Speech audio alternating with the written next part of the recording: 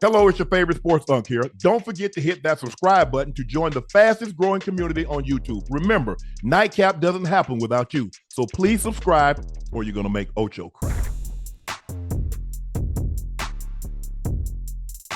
Ocho, the Commanders signed Terry McLaurin to a 3-year deal worth up to $96 million. He receives $30 million bonus in the new deal. With Terry back, the Commanders are true Super Bowl contenders.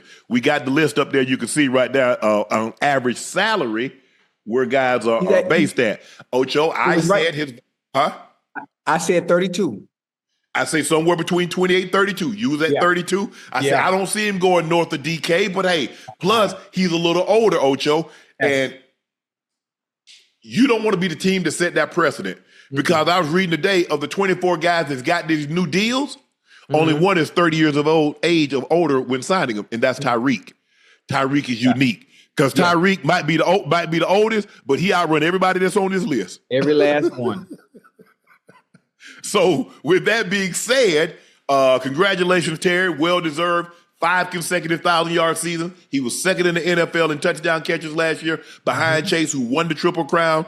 Very, very well-deserved. I was glad the Commanders came through. Reward your players. That's exemplary, not only on the field, but off the field as well. Yes. I always like to see teams reward their players. They drafted, they're homegrown. You know that player, reward it. Go ahead, Ocho. I have a question. Can you please explain to me why the powers that be always know? It doesn't take that long to do the numbers. I don't know who does the books with the Commanders. It doesn't take that long. Why do we wait until the end of training camp, preseason passes by, and then all of a sudden you decide to pay your player 2 weeks before the season starts?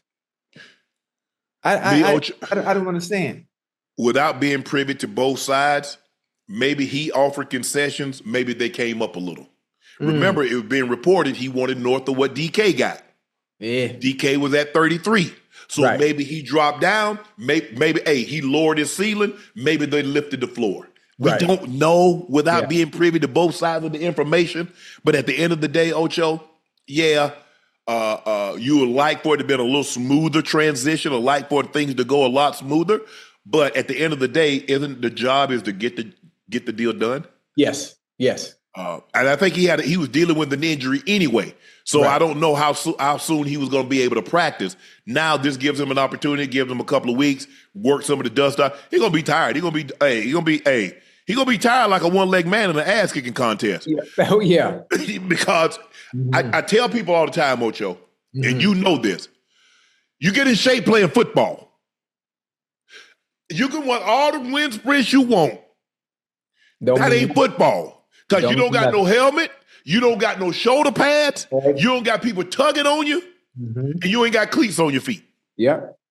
So in order for you to get in football shape, you got to play football. That's what you got to do. That's what in track and field, you don't see them doing anything else. You don't see them playing basketball to get in shape. You get in track shape by running track. Running track, yeah. Football shape by playing football. Basketball shape by playing basketball. Oh, yeah. That's how you get in shape. And so, and I agree with you. You were talking about this like, man, I just hate when these holdouts, because then you run the risk of soft tissue because you haven't pushed your body, and they take these next couple of reps like, nah, bro, let me build up to it. Let me build a little callus. Let me build up to that, bro. Hey, don't push me too hard, too fast, because groins, hamstring, quads, adductors. But I'm glad Scary Terry got this deal done. Oh yeah. He got what he wanted. He got $30 million signing bonus. He was trying to get that DK, because I think DK got $60 million guaranteed. Yeah. So he was kind of looking for. Hey, look, bro, you straight. You're straight. Yeah. Hey, that 15. You're a 3rd round pick. If you took care of your money, this right here, just the signing bonus alone, you should be good. Even before you even get to the big money that you're going to start making next year, you should be straight. He seems like a guy that has his head on straight. He'll do good with his money, but I'm glad Washington. I always like that, Ocho. I like when teams reward their players. I do. Yeah. Guys that you know, I mean, Cincinnati, they drafted you. They saw you. They know your work habits. They know what you do. Oh yeah, absolutely. I don't like. So let me get this straight. I've been here 4 or 5 years. You hard time me, but come free agency, you go get this joker here. You don't know what he like. Yeah. You don't know what his practice habits is. You don't know anything about the guy. But you go give him a boatload of money. You see me every day busting my ass, and then you hard time me about my paper. Well, yeah, that's crazy. I'm like, bro, damn. That's crazy. But it's nice to know y'all got some money. So when I go knocking on the door next year, I don't want to hear nothing. I don't want to hear no excuses. I don't want to hear nothing, Ocho. Yeah. But Jamar Chase is the highest paid at 40.250. And then you got Jetta. But there's a big gap between who's going to be able to fill that gap. Who's going to be available, Ocho, to go in between that 35 and 40? Or who pole vaults over Chase? Puka Nacua? No. It's going to be a minute. It's going to be a minute, huh? You got Neighbors. You got Brian Thomas Jr. There it is. It would probably be Neighbors or Brian Thomas Jr. If anything, it would probably be Neighbors. Brian Thomas Jr. might fall right up under that.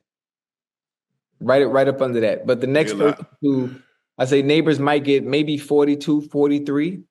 It ought to be. See, Chase had the perfect storm because he had this in a contract year. So he got the Triple Crown in a contract year.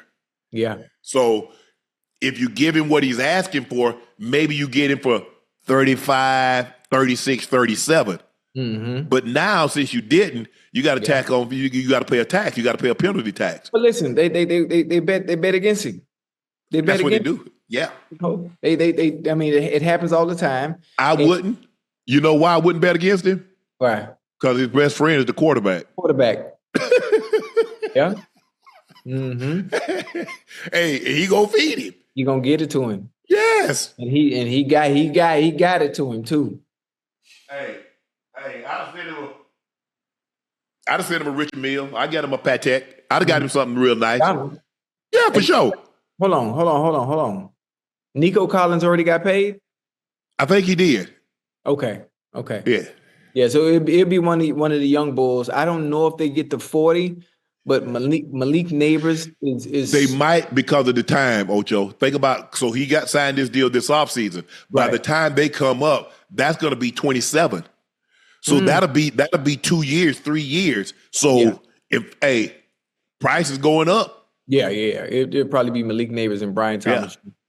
And probably, guess what, Ocho? Another thing is gonna happen. What? There'll probably be an 18th game. That's right. That 18th game gonna be here, 28. I'm saying 28. Yeah, probably. Bigger piece of the pie too, so. But I'm glad Terry gets it. He's right there with Garrett Wilson, AJ Brown, Terry McLaurin. They're all around 32 million. And then you got Amon-Ra St. Brown, Brandon Ayuk, Tyreek, T. Higgins at 11, Jalen Waddle is at 12. So the 2019 draft third-round pick has been the team's leader in reception and receiving yards each of his 6 seasons. He's put together a string of 5 straight 1,000-yard campaigns, Ocho, becoming the first in NFL history to do so with a different quarterback every year per NFL research. So he's had a different starting quarterback basically every single year. He's been there.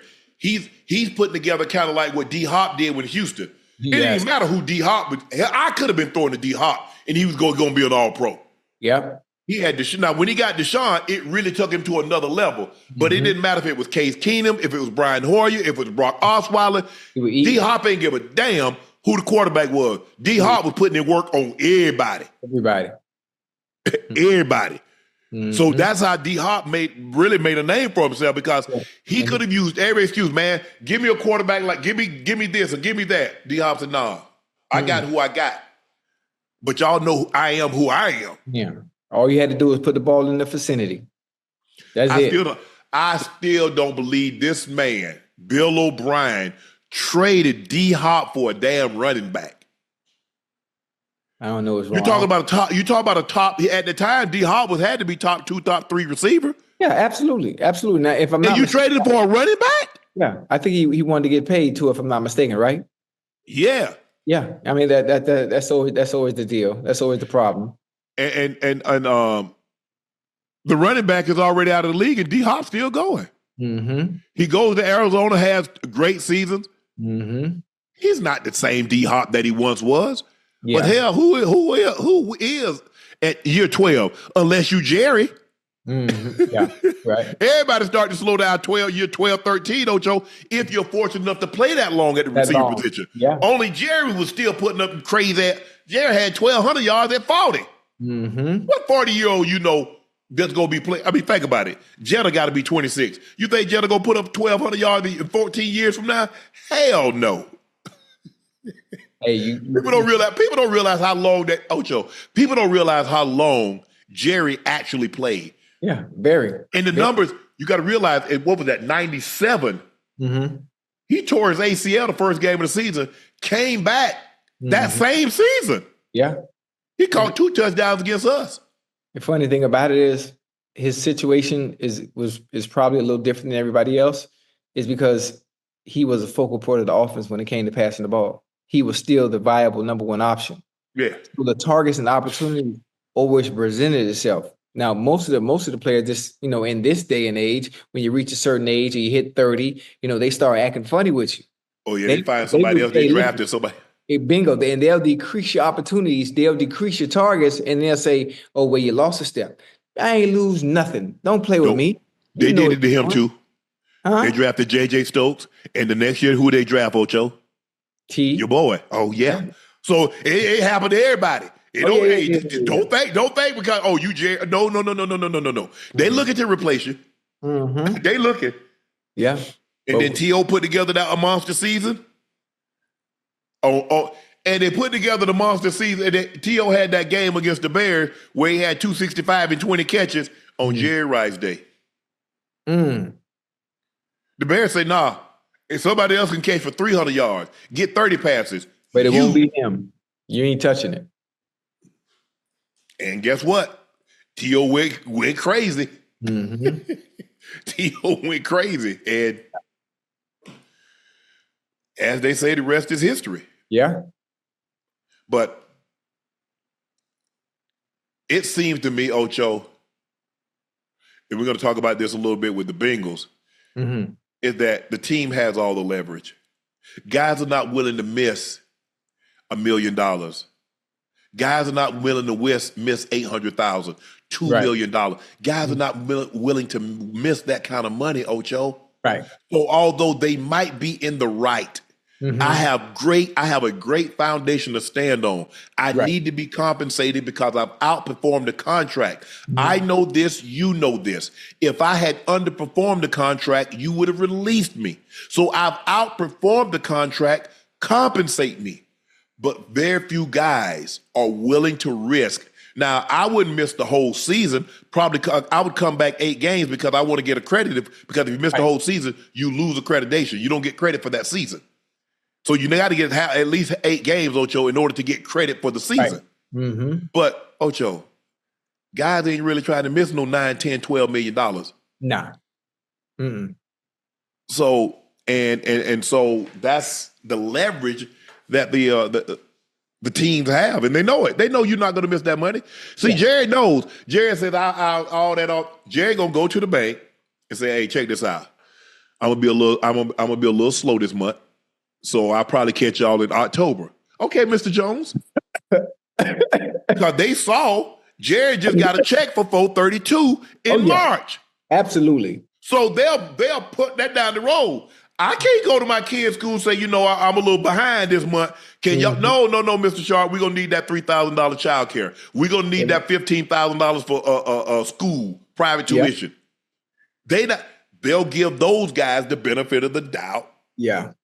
Well, just like us, we're in situations, Ocho, that we get things from financial institutions that normal people couldn't go do. Right. I understand. I'm not here trying to tell I'm just saying there are certain things that they'll allow us to do, knowing who we are, knowing the financial situations that we're in. They're going to be a little bit more lax. Right. But guys are they just can't afford to leave that kind of money on the table. And it's been going on for so long, guys. Like they fight it as long as they can. Yeah. But they do hold in. But Ocho, at the end of the day, like I said, I just can't see a situation where Michael Parsons is going to leave $1.3 million on the table. Hey, I just can't. Unc, I don't know.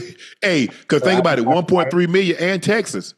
Yeah, I know, but still, I don't know, because you're gonna if you fold here, then that's your leverage. Then you don't get it. Didn't Jared tell you we got him under contract for 3 more years? He has no leverage. He's not gonna play with him like that. Did you see Jerry slide to the front of his chair when he talked to Stephen A? Yeah. When somebody slide to the front of their chair, Ocho, they mean business. Okay. They mean business. Listen, in a conversation like that, when it comes to money, and you slide forward, or when you're playing video games, this is very important. I know you don't play video games, but the chat can attest to this. When stuff is getting serious and it's in the fourth quarter, and you slide up in your chair and get closer to the monitor, it's go time. It's go time. And you mean nothing but business at that point. So I know Jerry was serious. I knew he was serious. And he meant exactly what he was saying. He wanted to make sure Stephen A understood the seriousness of what he was saying. Yeah. We got him under contract for 3 more years. Yeah. So he's telling you, I got this 5th-year option and I got 2 franchise tags. Mm-hmm. I'm not afraid to use them. That's nasty work too, though, That's nasty work. Matter of fact, to even mention that, to even say that. And no, it doesn't surprise me based on some of the comments he said previously. Yes. When talking about, well, just if I pay him now, doesn't mean he's going to be available because he got hurt. What? That's still just unbelievable. Did you watch? Have you been watching the documentary? No, I still ain't. Okay. I think it was 96 when he did the deal outside of the NFL, because the NFL with Nike, he did a deal with Phil Knight and Nike, and the league sued him for $250 million. Who won? Hold on. Come on. They sued him for $250 million. Jerry turned around and countersued them for $700 million. Talking about they had a monopoly. So they was at the owners' meeting. They had their Norman call. Okay, now they asked Jerry to leave because they're about to talk about him. Right. So Jerry tells the story that he gets up. He gets up and he starts to walk out because he knows he can't be a part of the meeting.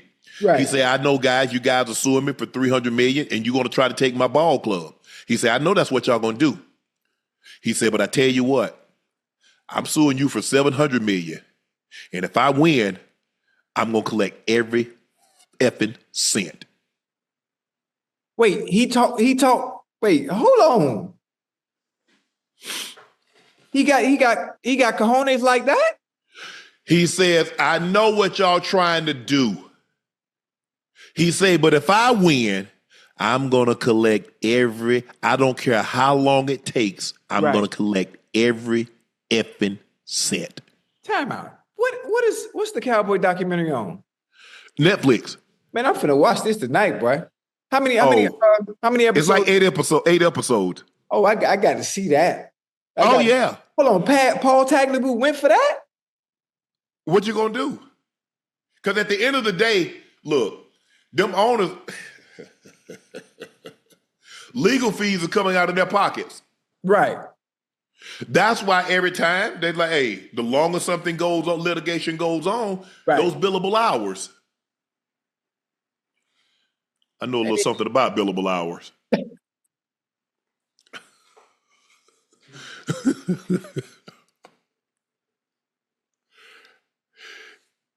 When you start getting up there, Ocho, you start getting up there $1,000, $1,500, $2,000 an hour, and everything is a charge. You call a how's it going? That's a charge.